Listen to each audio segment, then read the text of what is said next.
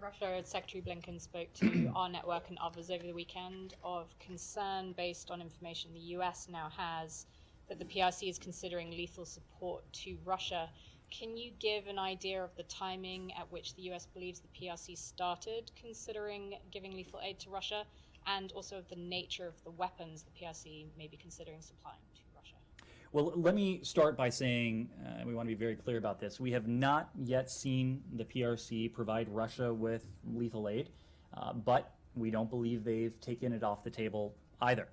We are concerned, as you heard from the Secretary over the weekend, that China is considering providing lethal aid to support Russia in its aggression, its blatant aggression against Ukraine.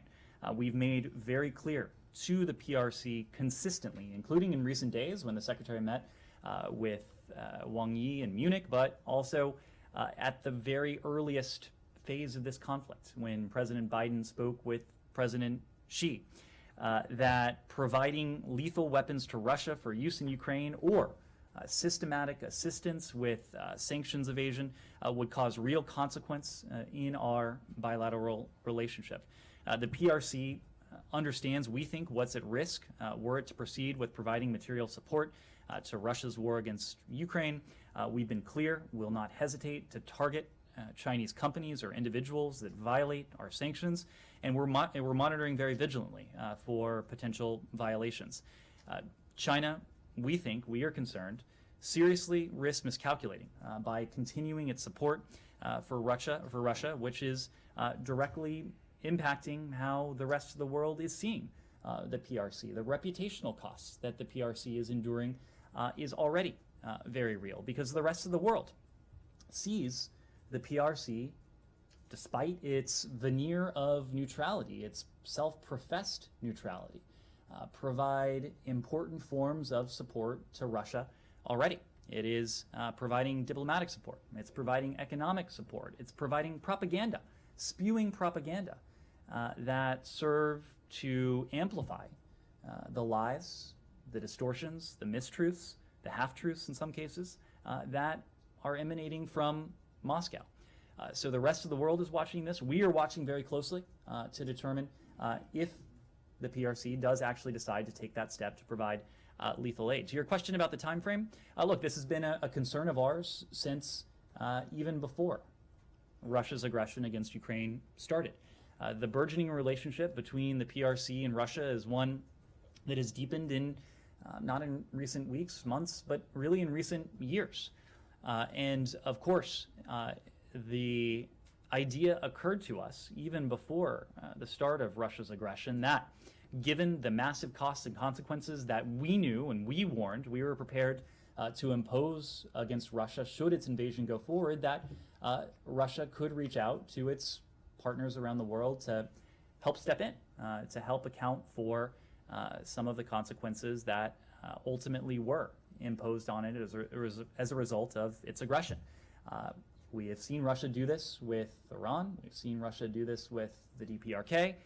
We've seen Russia resort to other means to resupply and to perpetrate its war against Ukraine. So this remains a very real concern of ours, and we're monitoring very closely. This week we saw the meeting with the top diplomat Wang Yi. Putin told Wang Yi that he looks forward to seeing Chinese leader Xi. He might be visiting soon. So what's your reaction to that? And also, during these meetings, both Russia and China pledged to strengthen their ties despite growing international pressure.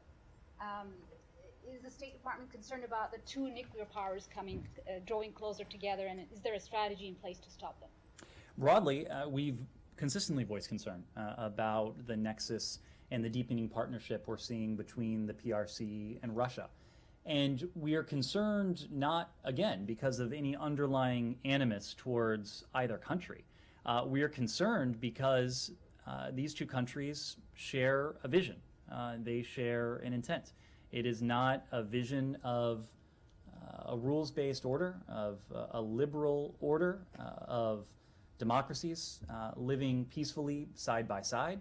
It is a vision that harkens back to a previous era, an era in which big countries could bully small countries, borders could be redrawn by force, an era in which might could make right. This goes back to the rules-based order that was produced in the aftermath of the Second World War in order to prevent a third.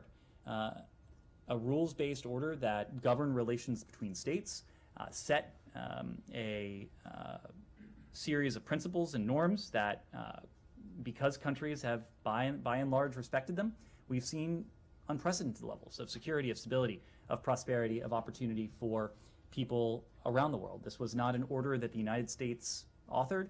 This was an order that countries came together, including at the UN, in the UN Charter, in the Universal Declaration of Human Rights, in international law, came together and ultimately put together. We see China and Russia in different ways challenge that order, and that's what concerns us about this burgeoning relationship between these two countries. Look, I'm not going to weigh in too much on the visit from the Wang Yi's visit to Russia. I will just say that his travel there on the eve of 1 year of Russia's brutal war against Ukraine is further evidence that the PRC continues to align itself with Moscow, even as Moscow wages this brutal war. I've said this before, but China is trying to have it both ways. China is trying to broadcast and disguise itself in this veneer of neutrality, even as it deepens its engagement with Russia in key ways, politically, diplomatically, economically, and potentially in the security realm as well. Can I just go back to China or Russia for just 1 sec? I mean, the U.S. has been talking to China and warning for months now about not providing any of this aid to Russia. I'm just wondering if it says anything about the U.S. ability to influence China or to have open lines of communication with China, that China has sort of gone ahead and done this anyway. Well, no, to be very clear, China has not gone ahead and done this. And we do not believe that China has... moving towards it anyway. Well, it hasn't taken it off the table. Our concern remains that China may still be considering this. Look, I actually see it the other way. We have had now a number of occasions, I can't even quantify them, to sit down face-to-face with the PRC to make this, to lodge this in person, face-to-face. To be very clear with them in this face-to-face engagement that there would be costs and consequences if the PRC were to provide lethal assistance, or if the PRC were to provide assistance to Russia in a manner that helps them systematically evade our sanctions. We've done that over the phone. President Biden and President Xi had a video teleconference. All that to say, there have been a number of engagements in which we have made this, and actually I think that speaks to something we've been vigilant about, and that's maintaining open lines of communication. Now, just because we have open lines of communication doesn't mean that our urgings and requests of a country like the PRC are always going to be adhered to or heeded. But it is not fair to say that we haven't had plenty of opportunities to make this clear. Look, the PRC is going to make its own decisions. We want to be clear with them so that they can make informed decisions. And if the PRC is willing to risk the severe consequences that we've talked about, obviously that's a sovereign decision on their part. But again, we want that decision to be an informed one. Just one question about China and Russia. Ukrainian president said to the German media that if China sides with Russia, there's a World War III. First of all, do you share that sentiment? It's not like, I'm sure you must have seen the reporting and the remarks that were made to the Welt newspaper. And also, you're talking about severe consequences. What's the best that the United States has got to offer at the moment as a deterrent? Like, what could it lead to if they do provide lethal assistance to Russia? What's the best that you can offer? On the second part of your question, we think there is an advantage to some degree of ambiguity. We have been clear with the PRC about the fact that consequences would befall them if they were to provide lethal assistance, but we think it's most effective, again, if we leave that ambiguous and we continue to warn consistently of those consequences. Look, when it comes to a broader conflict, President Biden has been determined that we are going to do everything we can to support our Ukrainian partners. We are going to rally the world to support our Ukrainian partners. We're going to provide them with security assistance, economic assistance, humanitarian assistance, diplomatic assistance. political assistance, and every other form of support that we responsibly can. But we are also going to do everything we can to manage escalation and to see to it this is not turn into a broader conflict. That is a profound interest to us. Thank you so much for taking my question. It seems like yesterday, Taiwanese official and Deputy Secretary Sharman had a meeting. And may I confirm the meeting was happening yesterday? And if so, what's the topic they discuss?